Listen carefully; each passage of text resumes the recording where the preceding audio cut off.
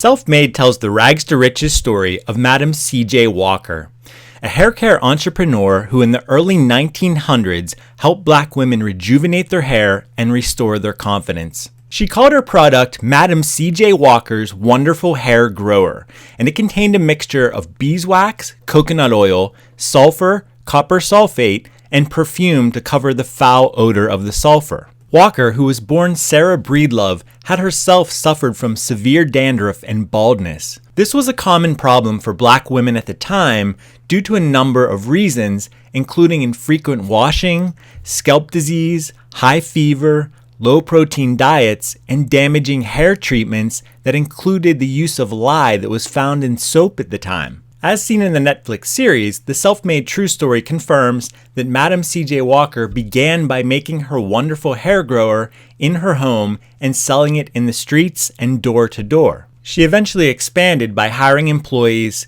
expanding her product line, and buying a building to use as a factory. Madam C.J. Walker became highly successful and she made a fortune. Her product was sold throughout most of the United States, in addition to Central America and the Caribbean. In all the promos for the Self-Made TV series starring Octavia Spencer, Madam C.J. Walker is touted as America's first female self-made millionaire. This has been repeated in dozens of articles online and interviews, with some estimating her net worth having been as high as $10 million. The Guinness Book of World Records even cites Walker as being the first woman to become a millionaire by way of her own achievements. However, while researching the Netflix Self-Made True Story, we learned that this may be technically incorrect. According to Madam C.J. Walker's great-great-granddaughter, Alelia Bundle's biography, On Her Own Ground, The Life and Times of Madam C.J. Walker, her estate was estimated to be worth between $600,000 and $700,000 at the time of her death. The New York Times confirmed this in her obituary at the time,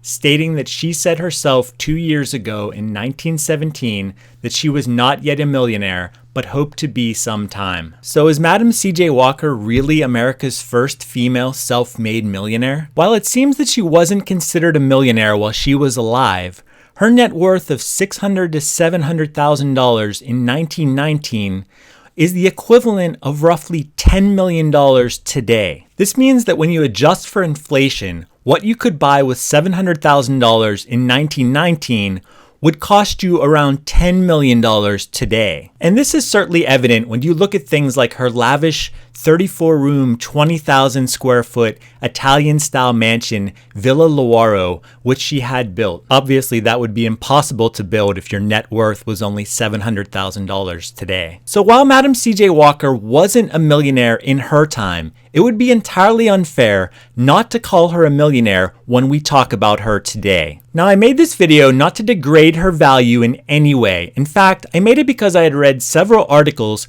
that stated her net worth was between $600,000 and $700,000 at the time of her death. Some of those articles failed to explain the adjustment for inflation and what she was actually worth in terms of today's dollars. Madam C.J. Walker was one of the most inspiring and successful female entrepreneurs of all time. And if you want to learn more about the true story behind the Netflix series Self-Made, inspired by the life of Madam C.J. Walker, check out our article over on historyversushollywood.com. I also urge you to check out her great-great-granddaughter Alelia Bundle's biography, On Her Own Ground, The Life and Times of Madam C.J. Walker, which is linked in the description below. Anchors away, my friends!